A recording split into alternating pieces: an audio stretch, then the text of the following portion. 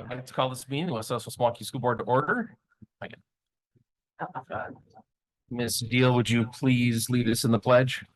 Sure. I pledge allegiance to the flag of the United States of America and to the republic for which it stands, one nation, under God, indivisible, with liberty and justice for all. Thank you very much. Suzette, would you please call the roll? Yes. Mrs. Carr, Here. Miss Deal, here, Mrs. Kaiser, Here. Mr. Burns, Present. Mr. Becker, Mrs. Lee, here, Mr. Sickett, Present. Mr. Keller, Here. President Lee. Here. Proper notice of this meeting has been posted in accordance with the open meeting laws of the state of Wisconsin. Do we have any modifications to the agenda this evening? There are no modifications. All right, we'll move right into the superintendent's report. Thank you. Good evening to the community. And congratulations to our students who completed the school year, as well as our teachers. This has been a great year, and wrapping up year one for me has been definitely very beneficial and a learning experience, but one that I would treasure for the rest of my life. And I mean that this has been a thrill of a lifetime. So let's get into our legislative updates first. We do have some activity coming out of Dane County concerning Act 10. There is a circuit judge set to rule on a lawsuit challenging the constitutionality of the 2011 Wisconsin Act 10, which eliminated collective bargaining rights for most public employees. So we'll stay tuned to what happens out of that particular legal challenge. Also, redistricting in 2024. As we know, the maps have been redrawn, and there's a lot of things that could possibly take place concerning the outcome of the November election. I want everyone to please be in tune to the changes, the new districts that have been created. Also, realignment of some previous districts where different opportunities have come up. And so we definitely, as a district, want to stay active and understanding what the outcomes could be as far as that legislation and redistricting. Congratulations to the students from DOCI who recently participated in 2 public presentations of learning. First, Ms. Bitter's FemLit English class held this annual Still I Rise event where each student shared a piece they were proud of. The task was to choose a topic of social issues that they felt passionate about and learn how to effectively communicate to educate and present solutions to others. The event was held in an open mic free verse format and was highly successful. The second, Ms. Wardlow and Ms. Brunette's fashion class hosted its annual fashion show. Students created 3 original pieces, walked the runway to display them, and then answered questions about their learning on a separate note. Mr. Crocker took a group of students to the recreation center to help serve lunch to participants for senior prom. All 3 of these authentic events left students feeling proud, confident, and in control of their own learning.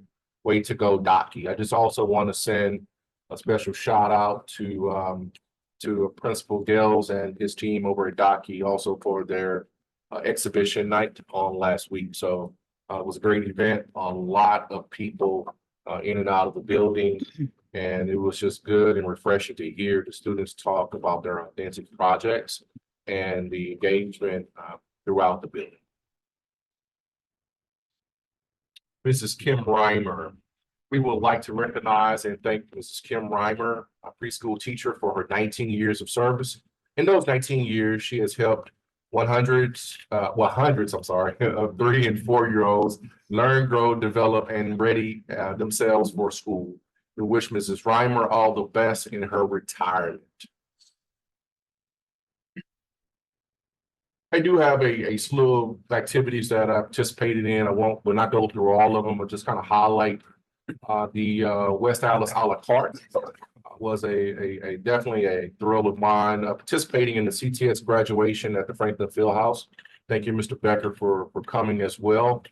The employee recognition at the DECO in honor of all of the employees who reached milestone years of service, retirees, and our Teacher of the Year recipients from each school.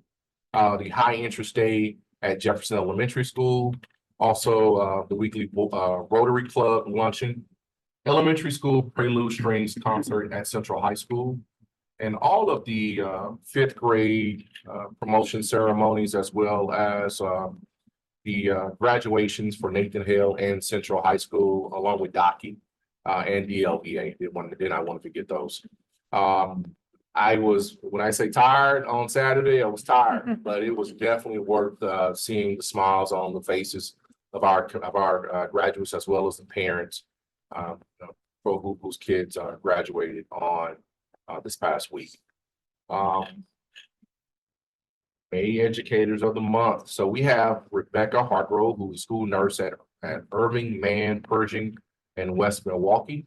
She was unable to attend tonight, but we also have Miss Allison Cardwell. And before we bring her up, I just want to compliment Principal Pluto on the culture at Wilson. When we presented the Educator of the Month award to Allison, we were in her planning meeting with her staff that morning. And when I tell you 100% of the staff were into it, applauding, you could just feel it. You know culture when you see it. And it was just infectious. I left out of the room and I looked at my communications team and I said, oh my God, they're on fire. And they said the same thing. They were like, this was different. And so I just wanted to compliment her before we bring, as we bring Ms. Cardwell up. Ms. Pulte, will you come on up as well? We want to congratulate you as being our Educator of the Month.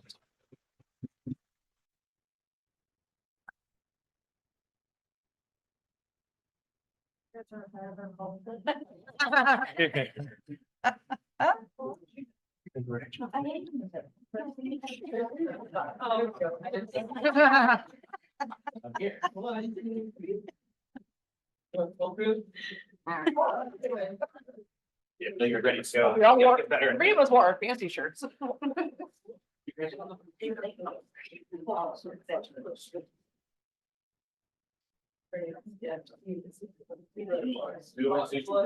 we go.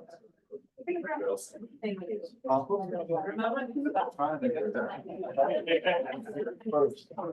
All right, you ready? 1, 2, 3. Colonel takes the speech. No. Oh, yeah. You have to stand with you, I think, 10 minutes. So I'll figure it out. You can do a whole Taylor Swift moment there.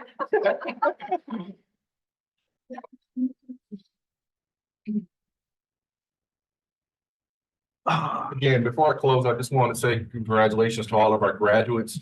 I personally want to thank the board members for being active in our events this week. It was just refreshing to going in and out of events and running to board members, celebrating the success of our kids. So thank you for being there as well.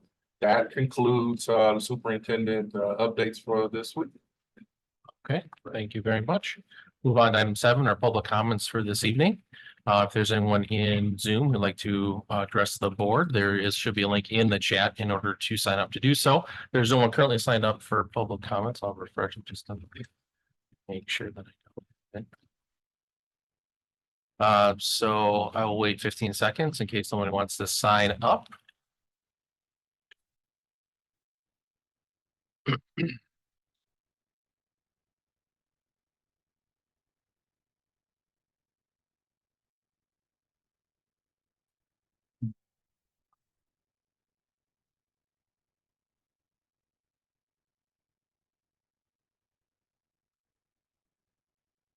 Seeing no new sign-ups, we will close public comments at this time. We'll move on to item 8, our board reports for this evening, starting with 8.1, a review of our board calendar.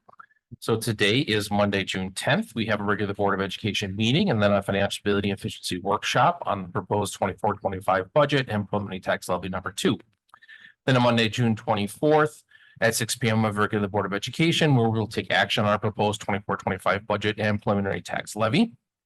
Then on Monday, July 8th, at 6 p.m. we have a regular Board of Education meeting and a financial stability efficiency workshop on health insurance. And then on Monday, July 15th at 6 p.m. we have a regular Board of Education meeting with a possibility of the to be determined workshop. Moving on to 8.2. our board committee reports, starting with 8.2.1, college and career readiness. Ms. Kaiser. All right, so our committee met today at 5 o'clock. Our only agenda item was about a proposal that came forward to change how we schedule our early childhood education program. It was investigated by our directors, and there is no intent to change the program at this time. And that's my report. All right, thank you very much. Any questions on the committee report or suggestions for future agenda items? Seeing none, thank you, Ms. Kaiser. Moving on, 8.2.2, employee engagement and culture, Mr. Keller.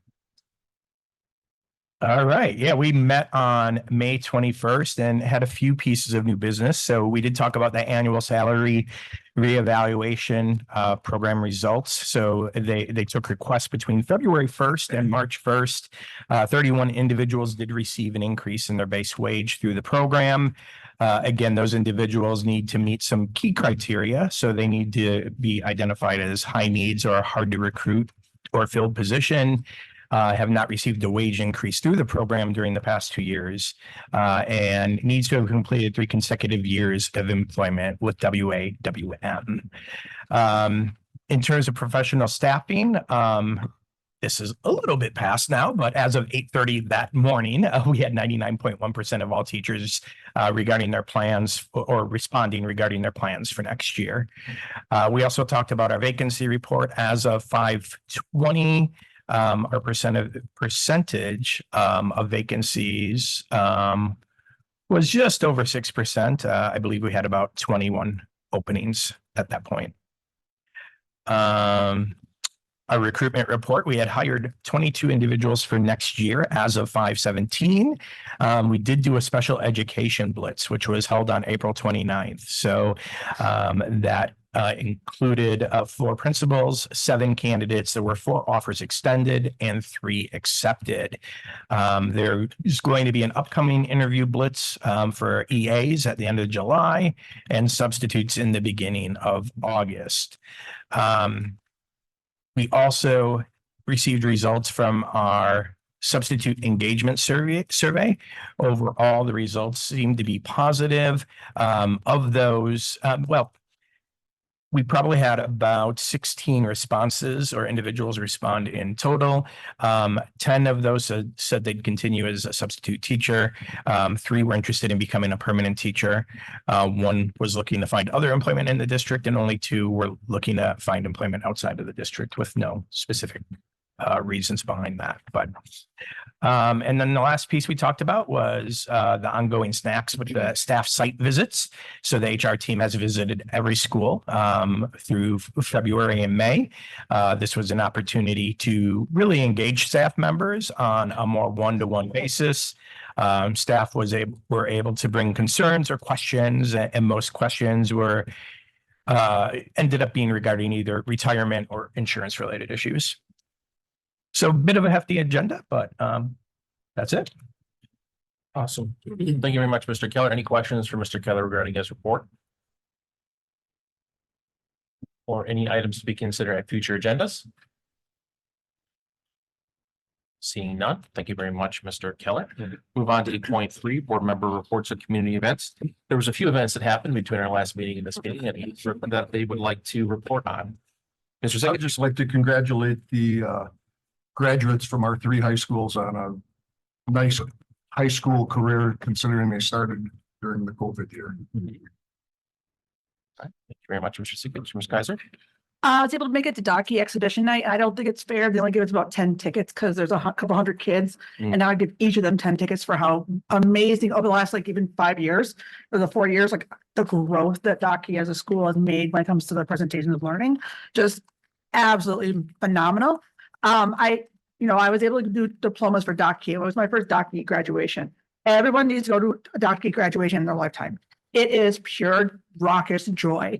And I absolutely was honored I got to be part of that.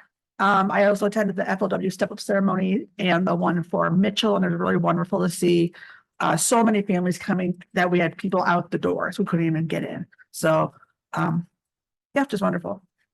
Thank you very much, Ms. Kaiser. Ms. Carr. I also attended the exhibition night at Docky, and I always try and say, what would I want to share with people that weren't there? You know, what was my takeaway? And one of the things I wanted to share was there were actually 26 umbrella subjects that you could that the kids could be part of. Some of them, I will not read out 26, but you know, they're your typicals. You know, you had creative writing and psychology and chemistry and algebra and those types of things, but so many other things that kids could really delve into. They had food science, they had health, culinary,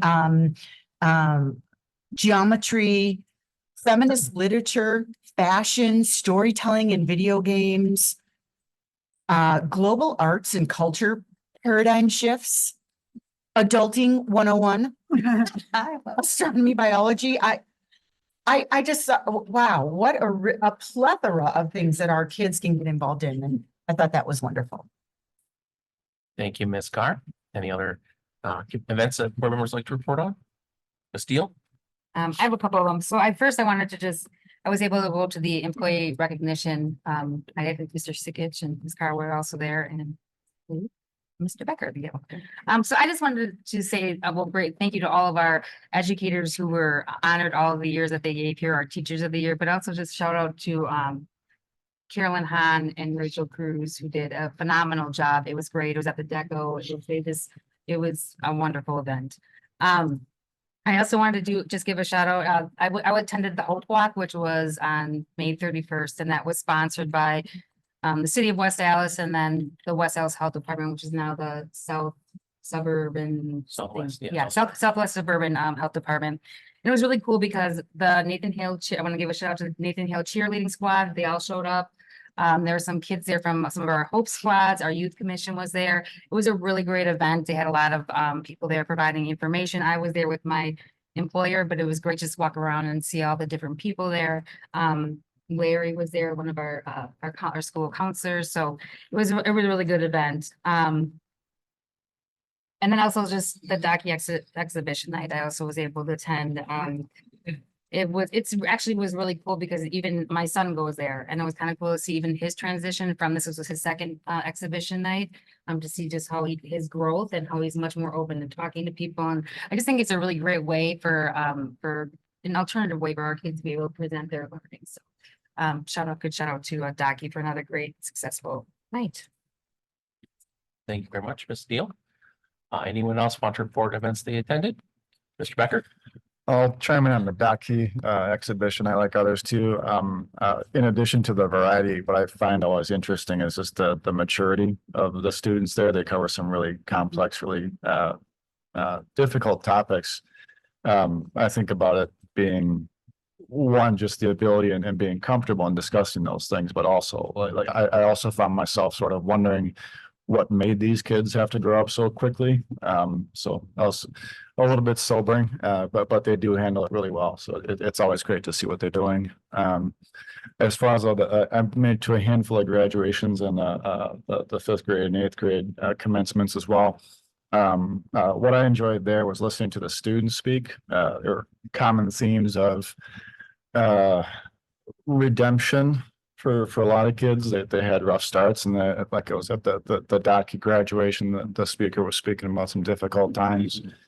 I thought a lot of it focused on community and relationships too. So, but really enjoyed listening to our students this week. Absolutely. Thank you very much, Mr. Becker. Ms. Lee? I also was able to attend the FLW completion ceremony, and then I also was at the Nathan Hale graduation also, and both done very well. And it was great to listen to some of the stories, especially of the Hale graduates, because again, when they had started, with COVID and everything, and how each year the progression and transitions from, being at home and then coming in, coming back to school kind of on that part-time hybrid, and then finally being able to kind of embrace, normalcy and stuff, and how it affected different kids and stuff. And so it was really neat that some of the kids shared their stories and stuff. So that was really neat to see. And I'll apologize to the parents out there who might order photos and I'm bawling in their pictures of kids receiving their diplomas because after I handed out my sons and some of his close friends, I had a really hard time keeping it together. So I'll apologize upfront for that. I tried. Brian was trying to help me. He did really good, but there was a few moments where I wasn't so good. So I don't know. I may rethink that in 3 years, but nonetheless, it was a good time. All right, thank you very much, Ms. Lee. Anyone else like to report on events they attended? Okay, not a lot that I can comment on further. I was able to attend, I handed out diplomas at Daki.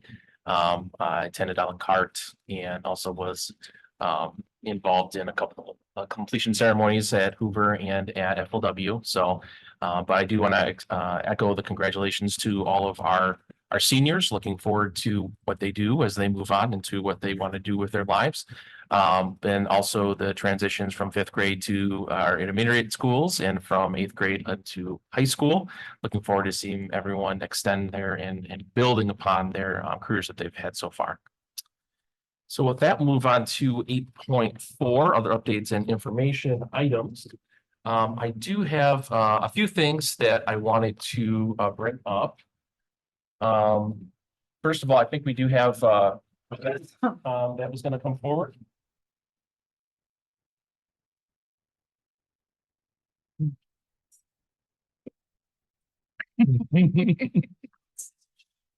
Yeah.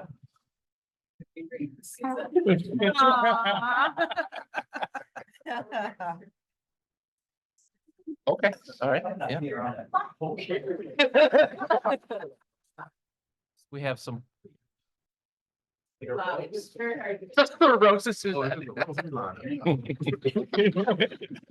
So I believe Mayor Devine is here. He has something he would like to present, I believe. Thank you. Please take it away.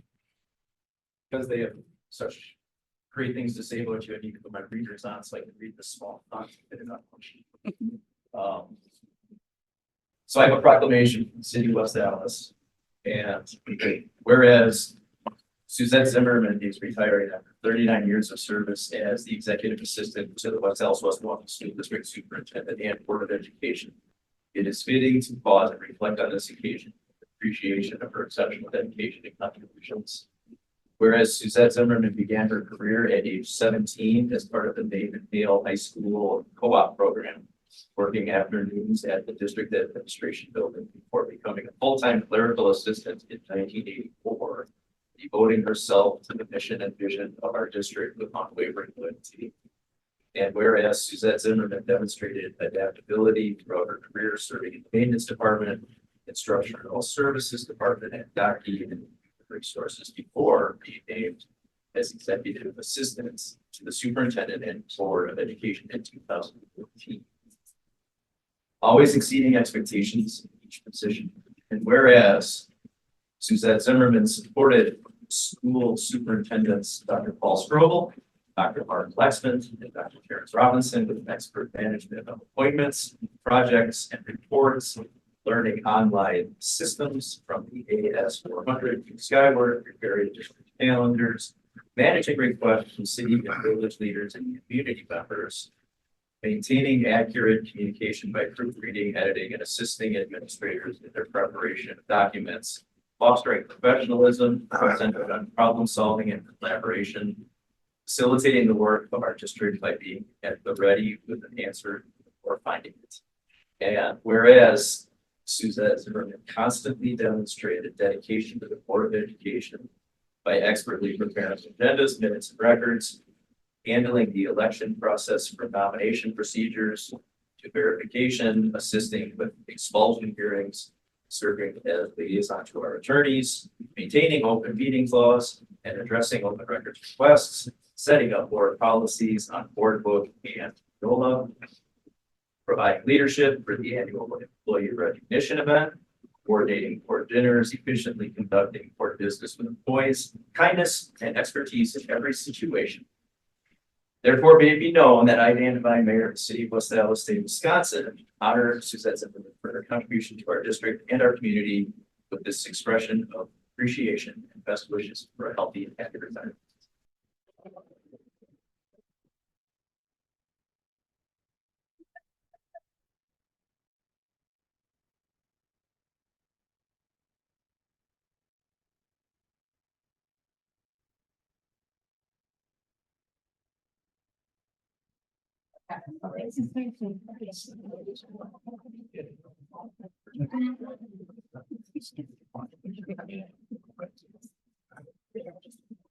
Yep. Thank you so much. Appreciate it. Yeah. Oh, we're not. So we have a similar, Look at this. a similar. From the board, which says a lot of the same things. So I'm not going to read it, but I am going to present it to Susan. That is lovely. But then we have.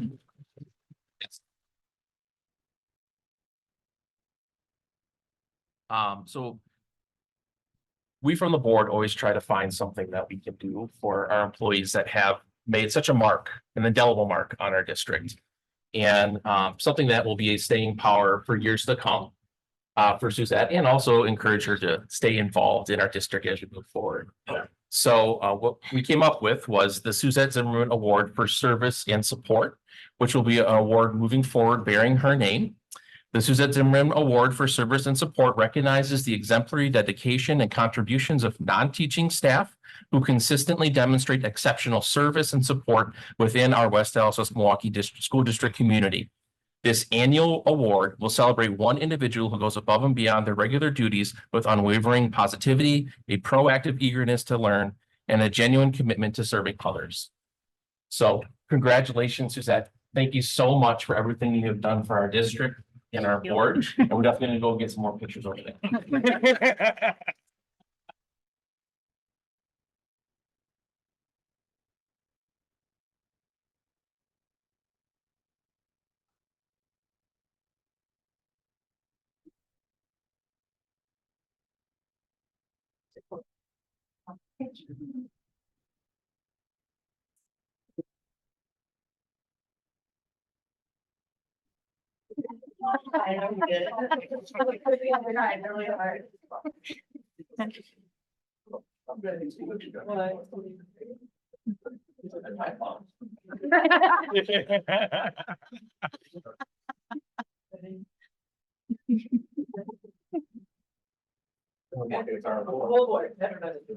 No, I moved. You were not on that side before. We were told to go back. Remember?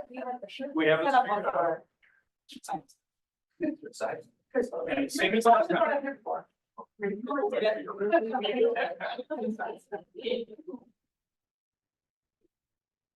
We gotta do that in that forward.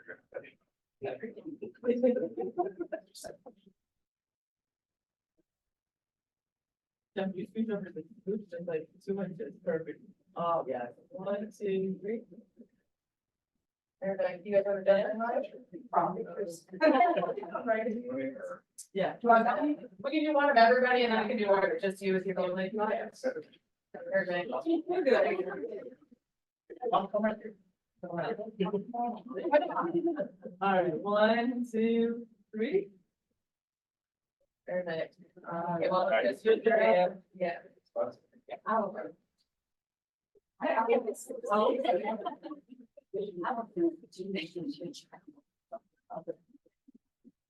You know, I'm gonna call when there's. Whether potentially some. It's just like in that picture.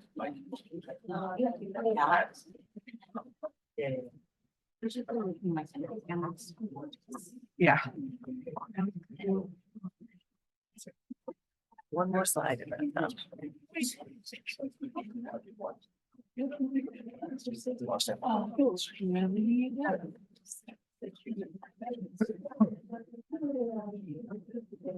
I'll get back to work. I'm truly honored, really. Just, We can let Suzette say something. I don't really want to say. Start crying, but it's been a true privilege and honor working here. And I've loved all the different jobs I've had and all the people I've met and all of you. And I'm gonna miss everybody, but I'm excited for what's next. And but I've truly enjoyed it. And it's like my nanny used to say, life is like a dream. And I sort of feel like that now. You know, that 40 years just went by so quick. Really did. And no regrets. I'd do it all over again in a heartbeat. So. Well, you always know where to find us, so. Yeah. We're moving soon. Yeah, so I'm truly grateful and thank you for this. Oh, thank you. Thank you. We're gonna miss you. Thanks for Thanks, letting Mayor. us have your mom all those years. Thank you. Especially Monday nights. Long Monday nights. Well, I just want to say, again, on behalf of the board and the district, thank you so much for that, for everything you do, have done and continue to do for our district. I do know that things definitely would have been a lot harder if it wasn't for you. And you've made, I mean, just from the board perspective, so many things that we have to do from a board, like making sure that we're on top of everything, like you keep track of so much. And so you definitely will be missed. But we wish you the very best in your retirement. So thank you so much. Thanks.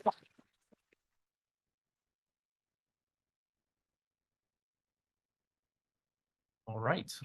Well, I guess I don't have any more proclamations to give. So we'll move on to our consent agenda this evening. We have 9.1 approval of minutes from regular Board of Education meeting on May 20th. 9.2, our employment summary, and 9.3, our subordinate contracts. If nobody needs anything separated out, I would look for a motion. Second. Moved and seconded. All those in favor? Aye. Opposed? All right, that passes. And then I believe we just approved a few individuals that might be here. Yes, so I'm gonna read a quick bio of each. After I read it, I'm gonna ask them to come up and then feel free to address the community at that time, okay? Dr. Erica Menzloff, as the new principal of Horace Mann Elementary School. She served as an administrator for the Milwaukee Public Schools since August of 17, as both an assistant principal and principal at currently at Ben Carson Academy of Science. Throughout her 12 years in MPS, she's committed herself to continuous improvements through efforts focused on building positive school culture and growing the capacity of educators through instructional leadership. When I called and asked a couple of people I knew about reference concerning her work, the one word I heard was phenomenal. Phenomenal hire. So I felt good about the hire. And that's a joke. They were actually talking about her and the work that she does. So Dr. Erica Menzloff, would you please come on up? And congratulations.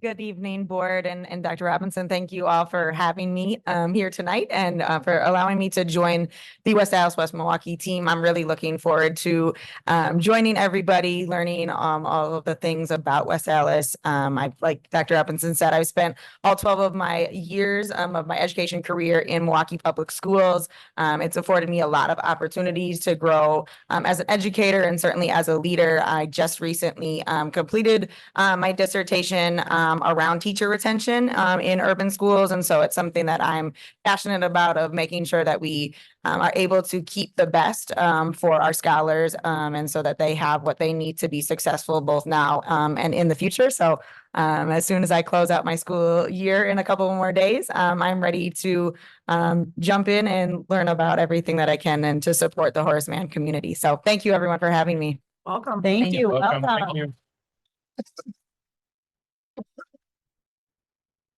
The newest hire to the district and new principal of Hoover Elementary School, Mrs. Courtney Vang. Ms. Vang is an experienced educational leader and is deeply passionate about fostering equitable learning environments where every student can thrive. She served as a principal, instructional coach, and teacher in the Milwaukee area. She was the founding principal of Rocket Ship Charter School, which is a partnership with MPS. Her expertise is in data-driven decision-making that will help drive continuous improvement and achieve measurable results in student achievement. So I want to bring up Ms. Courtney Vang. Come on up. Good evening, board and Dr. Robinson.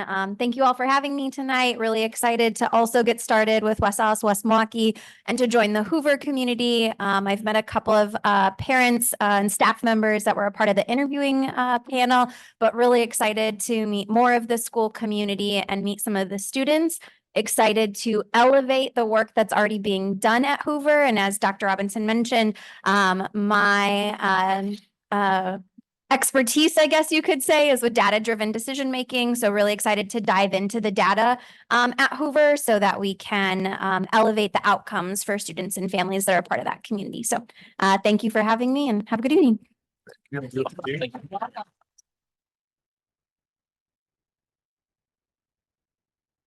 Okay, that concludes our consent agenda. We'll move on to our action items this evening. Starting with 10.1, international travel to France for high school and intermediate students in March of 2025. Okay, I'm going to invite up Ms. Engelmeyer to talk with us about this opportunity for our high school and intermediate students. You can sit here. Yeah. Next year. Hello, everybody, and it's nice to see you again. It's been a while, and we actually had a trip to, oh, and congratulations, Suzette. That's so awesome. 39 years. Oh my gosh. That is like an inspiration. It really is. Just as a teacher, even, it's just such an inspiration. But we had a trip originally scheduled for Senegal, which you guys had approved for the spring break of 2025. And our enrollment for it just didn't fill up. We didn't get enough people. So then people were talking about France. I was like, okay, we can certainly do that. So that's what we have is a proposal to France during spring break 2025. And this is the same company we went with last spring break 2024. And it was a phenomenal trip. It's just the joy that comes to these students, these people when they go on this trip together, and just the fast friendships that form. And it's just ACIS, who we travel with, their motto is travel changes lives. And it's so true. And it's just such an honor and a privilege to be able to present this to the students, to interested community members, and to have it be an option for their lives. It's just, and I'm so appreciative of all the support from the school board as we've done these different trips and everything. And this is, again, it includes everything, round trip flights, everything where they stay, their meals, except for lunch, because then the kids get to have a chance to go out on their own and use their language and order what they want to get for lunch. So that's really nice. All the entrance fees to the Louvre, up the Eiffel Tower, up the Arc de Triomphe. We're going to go to Normandy and the D-Day invasion. So that's a really special historical part of the trip. We're going to go to some chateaus that have been a part of, again, the history of France. And then we go to Mount Saint-Michel, which is a monastery that is out, like when the tide is out, you can't go. So it's really cool. It's just really cool. So I'm really looking forward to this trip and hope that we get it off the ground, and would like to ask your approval. And thank you so much for everything. Any questions from the board? Ms. I just want to say I'm excited you're going to Normandy. My grandfather was on Omaha Beach on D-Day. Oh, wow. And now that it just hit the 80th anniversary, I think it's really special that, like, Yeah, I'm excited for you absolutely. guys. Yeah, absolutely. And you guys are all welcome to come along too, as part of the community, the school district community, really, if you want to do that. Any other questions? Yeah, I would look for a motion. So we'll move second. Moved and seconded. All those in favor? Aye. Opposed? Right, that passes. Thank you Okay, so much. thank you all so much. Thank you. And good luck, Suzette. Oh, thank you. Okay, thank you very much. All right. Moving on to 10.2, international travel to England for West Dallas Central students, May 2025 is Yes, and Ms. Schmeiser should be online Online, on okay. Zoom. let's see. Oh, I see her. Good evening. Can you hear me? Are you able to hear me? Okay. Thank you for having me. I love what Ms. Engelmeyer is saying. I too would love to take the students on a trip. I made a little presentation, but based off of what Ms. Engelmeyer did, I think I might have gone a little too hard and too involved. So I essentially want to bring the children to England. We kind of know that these trips are really only available, like it's a once in a lifetime opportunity. Like students usually go during high school and they don't get an opportunity to travel abroad after that. And one of the things that I'm really passionate about is not just offering this to students of Central, but also offering it to anyone who's at the secondary level, because I think like that equity piece is really important for Central students, for Nathan Hale students, and for students at Docky. So my trip is really focused on literature. The first thing we'll do is we'll arrive in Manchester and take a tour around Manchester. We'll explore the English countryside in Lake District, which is famous for its scenery, wildlife, cultural heritage, and literary associations. We'll visit Rydal Mount, which is the home of the famous poet William Wordsworth, who was one of the founders of English Romanticism. The next day, we'll be able to visit Rydal Mount, which is the home of Wordsworth. Then we'll be able to visit the Bronte Museum. The Bronte family had quite a few sisters who were prolific writers. Some of their works include Jane Eyre and Wuthering Heights. Then we'll be able to visit the magnificent York Minster Cathedral and just really take in some of that culture. Then on day 5, we'll be able to go to Stratford upon Avon, where William Shakespeare was born and buried. Following that, we'll visit Oxford University, the oldest university in the English-speaking world, and the world's second oldest university in continuous operation. This is where J.R.R. Tolkien went and later taught at. This is not listed in the itinerary, but we're going to visit his grave. While I've been in the district, I've taught the sophomores and we've read The Hobbit. And all sophomore classes at Central did it this past year. And I know there were a few teachers at Hale who taught it this year. So I really just wanted to bring that content connection onto our trip. Then we'll go to the Roman Baths, where this was a site of the great religious spas of the ancient world. So we'll be able to tie in some of that really rich historical atmosphere and content. Then on day 8, we'll take a guided tour of London and Parliament Square and see Big Ben. On day 9, we'll actually take a literature theater workshop. All the students will be able to take a literature theater workshop together. And this is a perfect tie-in for all the Shakespeare plays that we've read. We'll tour the Globe Theater, and we'll actually enjoy a theater performance before we travel home. So that's kind of the general like itinerary of what we'll be doing. You know, we have everything that's included is the same thing that Ms. Engelmeyer talked about. Like everything is included except for, you know, tips for the tour guides and lunch so that they can kind of go out and experience the cities around there. And I think this is going to be so excited. I'm so excited. I can't wait to go do all these different things. I can't wait to see the joy that these children get to have on going on this trip and come back. And I think one of the really important things about EF tours is that they also like tie in like students who really want to, they can actually earn college credit for going on one of these trips by taking a 16-week tuition-based course related to their travel experience, which I believe at least Gateway Technical College and UW-Madison accept those credits. So thank you. Any questions from the board? Move to approve. Second. Moved and seconded. Any last minute discussion? All those in favor? Aye. Opposed? All right, that passes. Have fun. All the best. Thank you. Okay, now we're going to move on to 10.3, Southeastern Wisconsin School Alliance membership, 24-25, Dr. Robinson. To the topic 10.3, Southeastern Wisconsin School Alliance membership. We're asking for approval to approve the district's annual membership to the Southeastern Wisconsin School Alliance, SWSA, for the 24-25 school year. A little bit of background.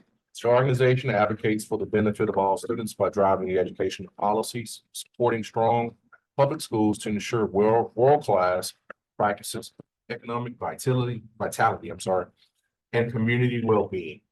The SWSA also provides school leaders with objective, nonpartisan information and training they need, strong advocates for educational excellence. This is an annual item approved by the Board of Education. We've been a part of this organization for many years. So we're asking for approval on this particular membership. Any questions from the board? So moved. Second. Moved and seconded. All those in favor? Aye. Opposed? All right, that passes. On to 10.4, board policy revision, interdistrict transfer attendance area 5120.01. Yeah, so we're asking for approval of to change the policy. We're adding section E on the intra-district attendance area transfers. So students impacted by an approved petition to detach from the district and continue to attend via tuition waiver and or enrollment, open enrollment, will be allowed to remain at their current school and the pathway thereafter. So we with the detachments that have occurred, we're just trying to make sure that those who did not intend to be a part of this are not negatively affected, and they're allowed to continue their education in our district that they're choosing to. We have had a lot of inquiry about this, and we want to make sure that we honor those students that they're attending our schools. Aaron, do you have anything you want to add to that? No, that's exactly it. So families through the open enrollment process, as Dr. Robinson said, aren't guaranteed their higher school. So this would allow them the opportunity that was taken from them. So Makes sense. Move to approve. Second. Moved and seconded. Any last minute discussion? All those in favor? Aye. Opposed? All right, that passes. Thank you very much. And then we'll move on to 5, modification to Shared Journeys Charter School. Mr. Norris? Perfect. Thank you again for having me tonight. So the purpose of this action item is per the Department of Public Instruction, anytime there's a change from a school in terms of closure, in terms of changing from a program to a school, DPI requires full board approval by both. If it's a current school, that's a charter, the charter board, and then the formal Board of Education who oversees that charter. So throughout the last 2 years, I've been in conversations with the charter board at Shared Journeys around, in a good way, we've have less students that require the program that is the Shared Journeys Teen Parent Program, right? Having less students and kids in the district that have to access, that's a good thing for us. So beginning going back to around 2012, 13, we had about 25 pregnant girls, which meant we had about 50 kids accessing that between themselves and then the partners.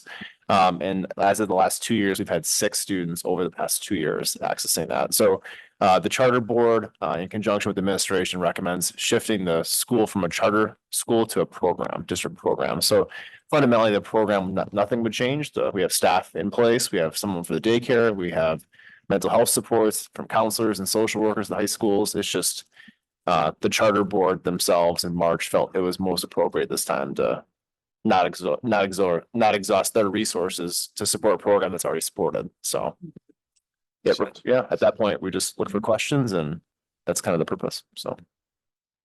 Ms. Carr?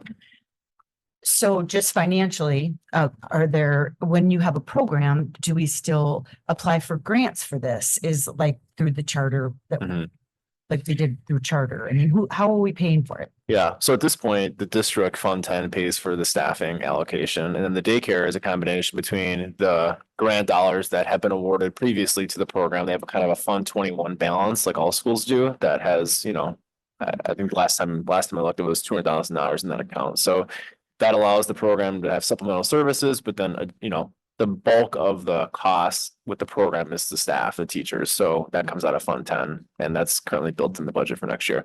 But to answer your question, a program can have a Fund 21 account as well. So that program can apply for grants and things like that, like GITO. We got grants for them a few years ago to help pay for the vouchers the kids take tests for. And that can go right to the school's Fund 21 account, previously DACI. Now they're an isolated district program, as DACI's not an alternative school. So we have a history of doing that. So it's not inconsistent with district practice. So Where will the home base be for this program? it's at Madison currently. Madison. Yeah. And it'll stay there? Yeah, it's interesting because the school has a daycare that you have to have certain requirements of a facility to have access to the exterior for fire code reasons. So like we looked at Longfell before the board made the decision to close and sell that building. And that's obviously a challenge there because they don't have a classroom with a bathroom and facilities and then an exterior exit and an interior. So Madison thankfully does. So it's actually suited well for that program as we currently have Madison. So. Other questions? I look for a motion. Move to approve. Second. Moved and seconded. Any last minute discussion? All those in favor? Opposed? All right, that passes. All right, that's end of our action items for this evening. We're going to move on to item 11.1, our workshop, proposed 24-25 budget and preliminary tax levy number 2. Mr. Norris. All right. Thank you. This is kind of I suppose, one of the last steps before approving the prelim budget, even though there's a lot of work that goes on from now until October, when the board gets the opportunity to approve the final budget, which again is a little wonky, given that in Wisconsin, school districts are literally a quarter of the way through their spending before the board is able to approve a final budget, which is not something that's isolated to West Dallas or anyone here, but it's the way the state budget works for school districts. So with that, this is kind of the last crack before we get into the summer, and things will change, and we'll go through those. This is a short presentation to kind of encapsulate the work we've been doing over the whole school year. So I have about 15 slides to go through to kind of go through what is changed, what are we looking for in the summer, and kind of what that will look like moving forward to looking at projected mill rates and tax levies. So the agenda tonight, we're going to talk through state budget information, a lot of knowns there, given that we're in year 2 of a biennial budget. So this time next year, I'll probably be very anxious, as will all of us, leading into a biennial budget. So I'm very calm tonight compared to what I was last year. So, we'll talk about the strategic plan a little bit here. We'll also look at what are the budget assumptions, kind of what do we know versus what are we waiting on. And as I mentioned, mill rate projections, and then obviously some discussion if you guys have questions prior to the next board meeting where will be asked to approve the prelim budget so we can officially start spending July 1. So state budget factors, as I mentioned, we're in the second year of the state biennial budget. That's a 2-year window. So this is year 2. Our revenue knowns are an additional $325, an increase for both years. So this year we got that, and next year we're also projected to get that. One of the things I do want to note, and I know I hit this in April a little bit harder than I will tonight, is when questions are asked, certainly of you or of myself or in the schools, about, oh, the governor gave a guaranteed increase for life, that really that is true on the surface, but on the detail, it's not, because that it is carved into state law when he's governor. That can be overwritten at any point of time. So that's true, and I hold that true until he's not governor. So we have one more biennial budget that he'll be governor for, and then there's an election. So every 4 years there's an election. So if you hear those things, that's not like a lifetime increase. That's until someone else is there. So I think certainly as we look forward to the future biennial budget, that's probably where we'll start of what we think. Well, it's not going to be worse than that, right? So that's kind of where a lot of school districts are looking for. But it's important to note that, because I've heard that from people in the community, and it's just an education point because people don't know that. So when we talk about $320 per kid, kind of where does that stack up to inflation? So every school district's a little different, right? But $325 per kid for us is about 3.5%, right? And the reason I say that is because, not that I'm not grateful for the increase in revenue. We certainly all are. It's the largest increase we've gotten in a long time from the state. But when you stack that across what's been happening in the world recently and over the past 4 years, likely due to the pandemic, it doesn't keep pace with costs that are rising. And this is just a comparison to CPI, right? Which is one of our largest line items going into any school year, is what's the increase for staffing and for our teachers. It doesn't get into account, we've talked about transportation, that was 20+%. We're talking about healthcare on the 8th. I mean, there's large expenses outside of that.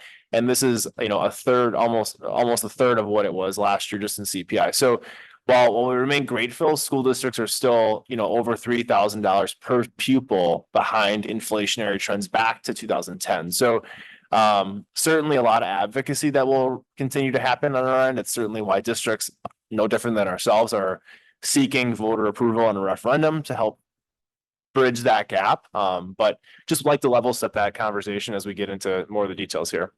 Another visual to kind of show the same thing I just mentioned. So this dates back to 2009. And you can see every year from there, it's kind of widened into the projection here for next year, $33.80 per student.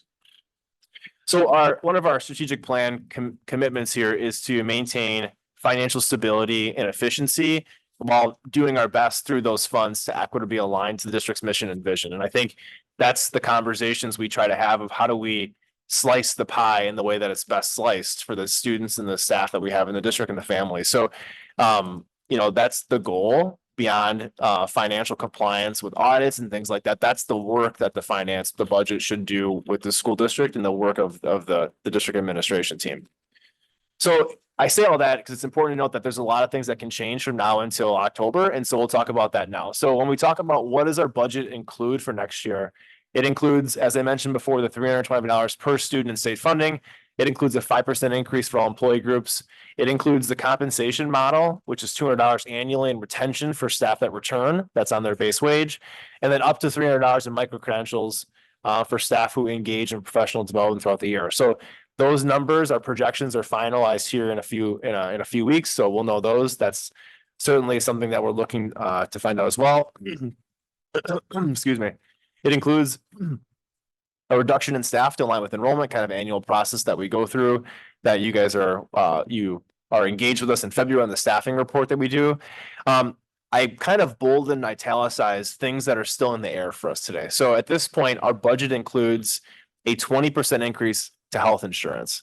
And that is due to January 25 or renewals up, right? And so what's interesting in this, it's hard to explain, so difficult to think about, is our budget begins in July, it ends in June 30th, but our health insurance renewal begins in January. So when I put a 20% renewal, that's actually a 40% renewal, because 20% of half of it, we only pay for half of it for that year.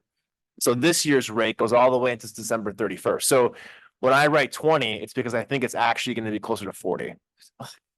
And so that's the reason why, as Noah mentioned during his report on the calendar, Brown & Brown, our health insurance consultant, is coming to discuss what the state of health insurance looks like in the state, and to talk about kind of what are some things we're doing to try to figure out how to navigate that, because certainly that's not manageable for districts. And we front loaded that because, like, if nothing changes, that's what it likely will be, right? So it's better to pull back from that than to go, now what do you do?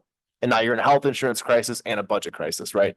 Not a good place to be. So there are options. We'll get into those, certainly my committee will discuss that a bit more as I have more information, and then also with the full board on the 8th. So dental. So again, going back to health insurance, we are not self-insured for health insurance, and that's largely because our loss ratio. And so districts across the state and country, I would imagine, not as well versed across the country, but in the state certainly have looked to become self-insured because they themselves can manage that in a more cost-efficient way than being fully insured in the market.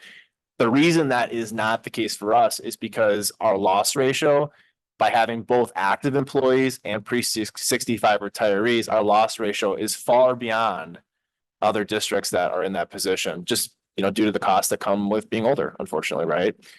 So that's something they'll discuss. For dental, it's the opposite story. Dental, we are self-insured, and so 5% is likely a little bit higher than what it might be. I got 3.5 today, and they're like, well, we still have a few more months. I'm like, well, I'm gonna leave it at 5. Okay.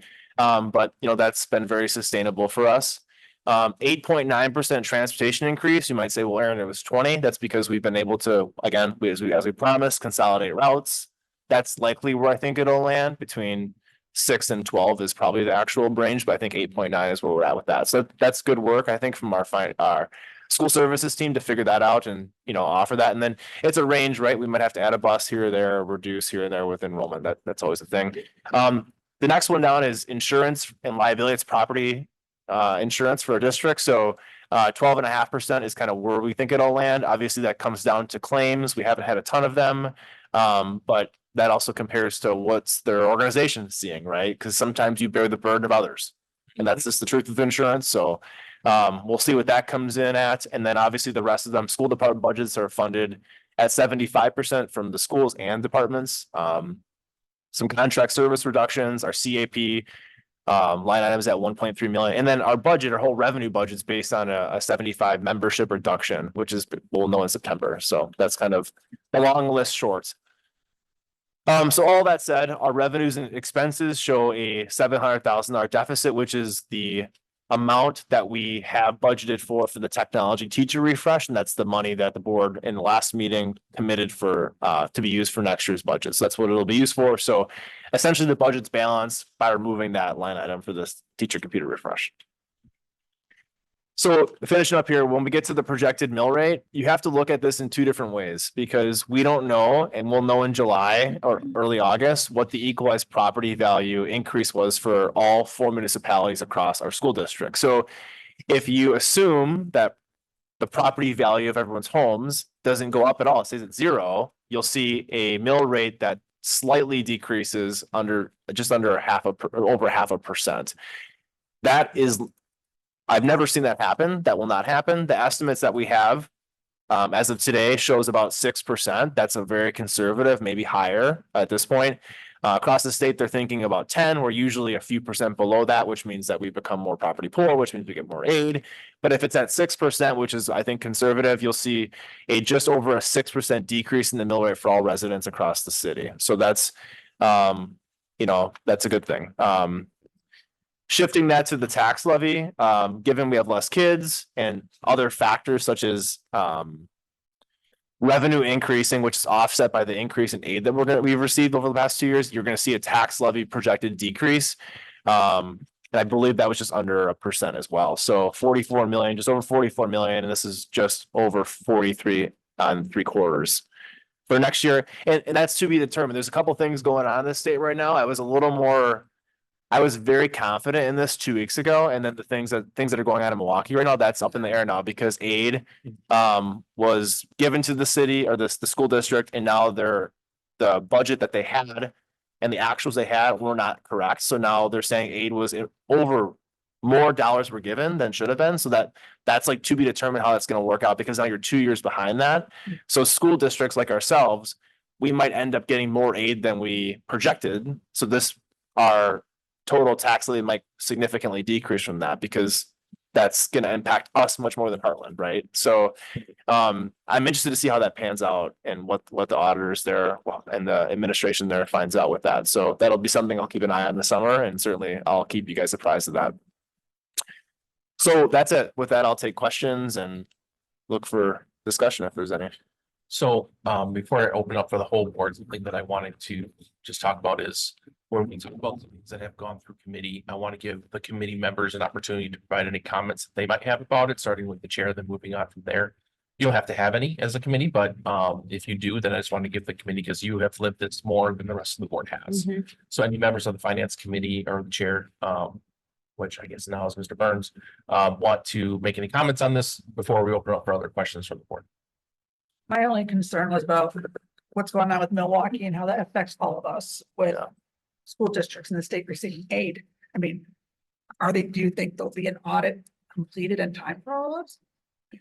Yeah, I mean, certainly for next year's budget, so current year spending of all school districts impacts the subsequent year aid. They say aid's a year delayed, right? That's the saying. Okay. So this year's spending impacts next year's aid. So I'm confident from people in the field that this year's spending in Milwaukee will be certified here by July 1st, which is the deadline for when they start producing initial aid estimates for us. The larger question is, when will last year's spending be dictated? Because last year's spending dictated this year's aid. And that is what they're saying they overpaid on. So how do they intend to write that is the question for us, because now it's compounded. Yeah. So that's the question like Cudahy has. I have the same question. We're in a similar position than them. The Elmbrooks aren't asking that question because it likely will have very marginal differences for them. But I mean, I don't see it a situation where our situation will get worse. I think it only could get better, which is, I think, a good thing. So yeah, that's new information, but certainly we'll keep learning as stuff comes out. So Like you said, aid's a year delayed. I want people who are in the public watching to understand that's not going to affect right now. Yeah, it's going to be next year we see. correct. Yeah. Unless they decide to retro pay, I don't see that happening. I think they'll just make that right in the future. That's kind of, I guess. Thank you. Are there any other questions?